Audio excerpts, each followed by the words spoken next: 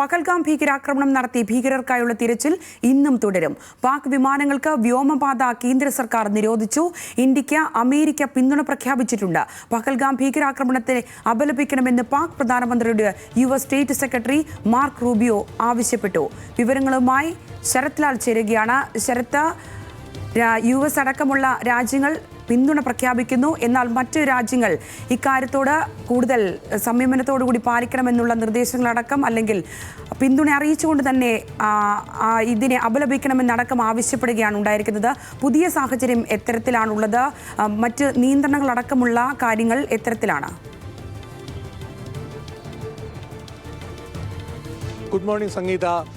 അതിർത്തിയിലെ സംഘർഷവും പാകിസ്ഥാനുമായിട്ടുള്ള സംഘർഷവും തുടരുന്നു എന്ന് വേണം നമുക്ക് പറയാൻ.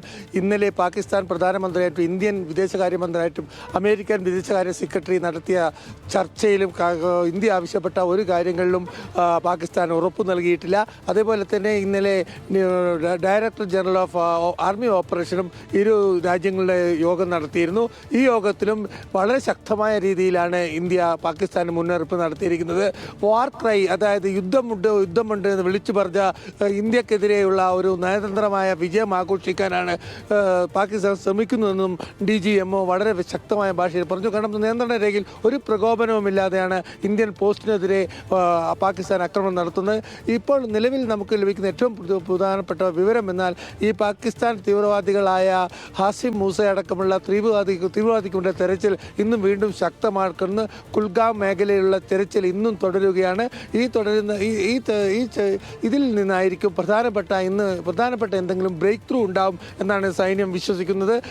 അതുപോലെ തന്നെ ശ്രീനഗറിലും അതേപോലെ ജമ്മു സെക്ടറിലും കനത്ത സുരക്ഷിതത്വം സേന നടപ്പിലാക്കിയിട്ടുണ്ട്. പാകിസ്ഥാൻ എയർലൈൻസുകൾക്കും പാകിസ്ഥാൻ വിമാനങ്ങൾക്കുമുള്ള വ്യോമപാതക്കുള്ള നിരോധനം പൂർണ്ണമായി ഇന്ത്യ ഇന്നലെ പ്രഖ്യാപിച്ചു. പാകിസ്ഥാൻ വിമാനങ്ങൾക്ക് ഇന്ത്യയിൽ പ്രവേശന അനുമതിയില്ല സംഗീത.